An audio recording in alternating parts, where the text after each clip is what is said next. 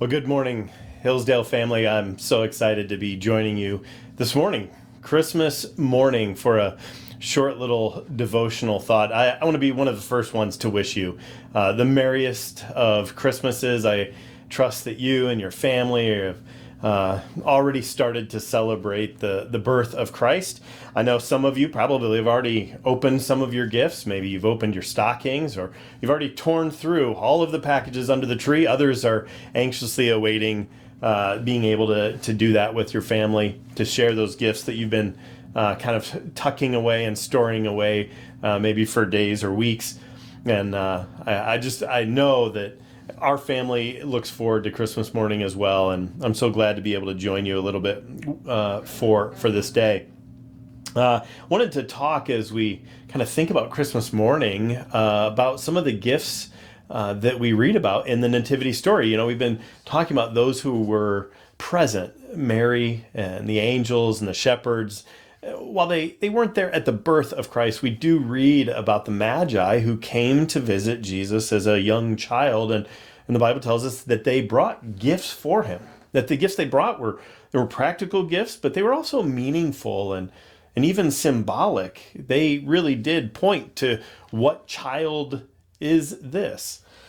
Matthew tells us that as special, as significant as the gifts were that the Magi brought, that they really spoke to the real gift of Christmas. Matthew says in chapter 1, all this took place to fulfill what the Lord had said through the prophet. The virgin will conceive and give birth to a son, and they will call him Emmanuel, God with us.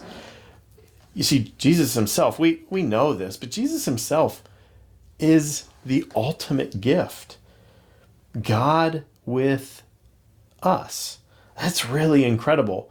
Both Matthew and Mark tell us that Jesus, as this gift to us, is for our benefit, that he came to serve us.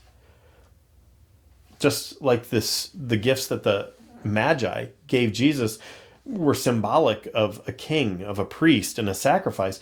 Jesus came to be our ultimate king.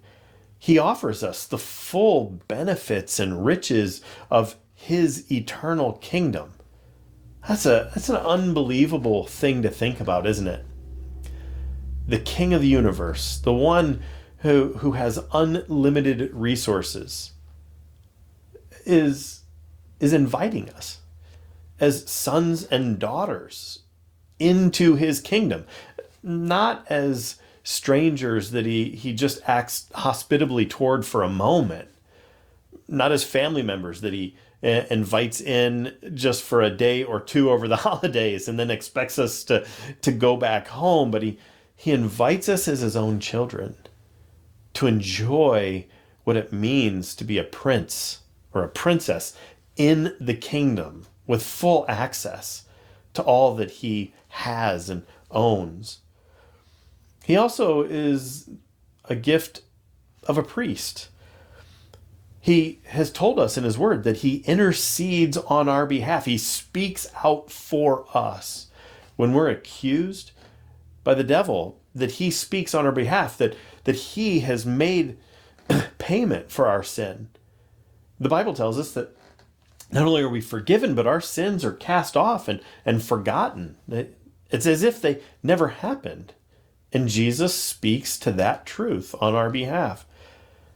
He also came as our sacrificial lamb, willing to take the punishment that goes along with those sins, that God would find us acceptable and holy in his sight.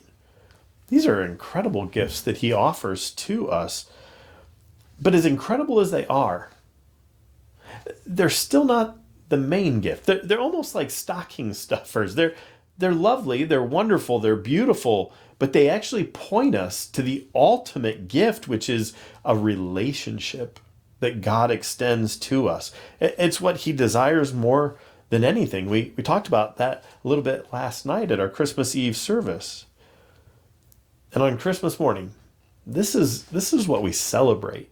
God with us, Emmanuel, a king, a priest who desires to know us, to be with us, to interact with us forever. He's living and so personal with each of us that he has recklessly chased us to the gates of hell to bring us back to himself.